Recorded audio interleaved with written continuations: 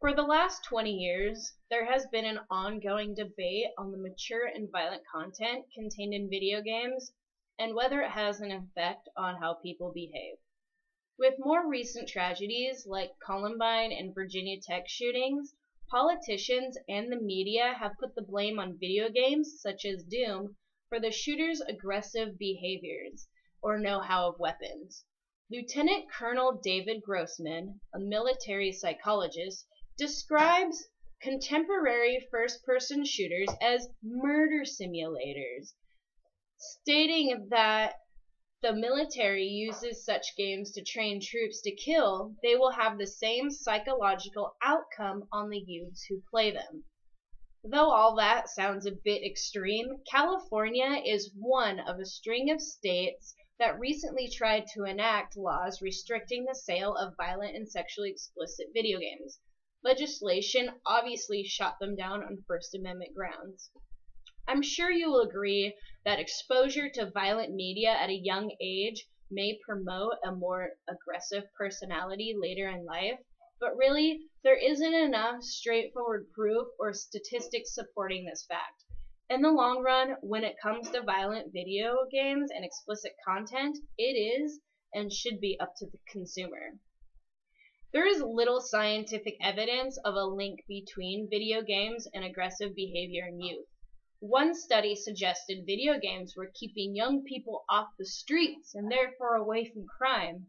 Researchers in Texas, working with the Center for European Economic Research, said this incapacitation effect, keeping those aggressive gamers inside playing games and off the streets committing crimes, more than offsets any direct impact the content of the game may have had in encouraging violent behavior. There have also been several studies conducted over the years on whether playing a more violent game such as Call of Duty or Resident Evil will cause more aggressive behavior than playing a non-violent game like Tetris or Need for Speed. However, there have been no consistent theories to explain a relationship between the two.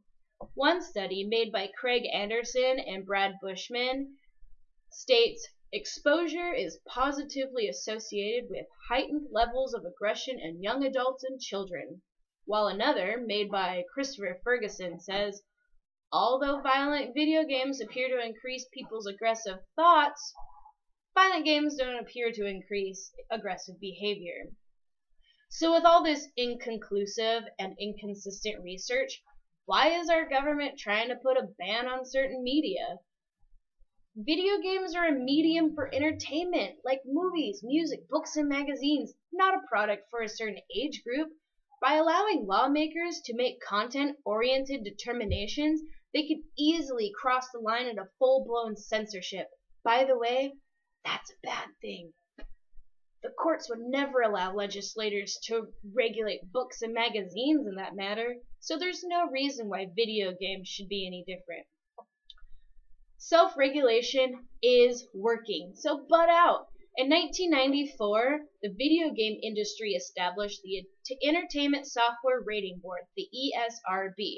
Of course, that was in response to the notoriously bloody Mortal Kombat and not so familiar Night Trap. With that comes a comprehensive labeling system that rates over 1,000 games per year and has rated more than 8,000 games since its inception. The ESRB rates video games much like how the MPAA rates motion pictures, along with clear labels on both the front and back of the packaging. By 2008, the Federal Trade Commission found that national retailers turned away 80% of the study's child participants. This rate exceeded the results of movie theater, music, and DVD merchants, respectively. Whereas most retailers do their part by regulating the sale of mature rated games to minors, it is also up to the consumer to get involved with talking to their kids about the content of the games they play. Parents should judge what's right for their children. It's not up to Uncle Sam to determine what's best for young, tender minds. How else are we supposed to mold our own unique personalities?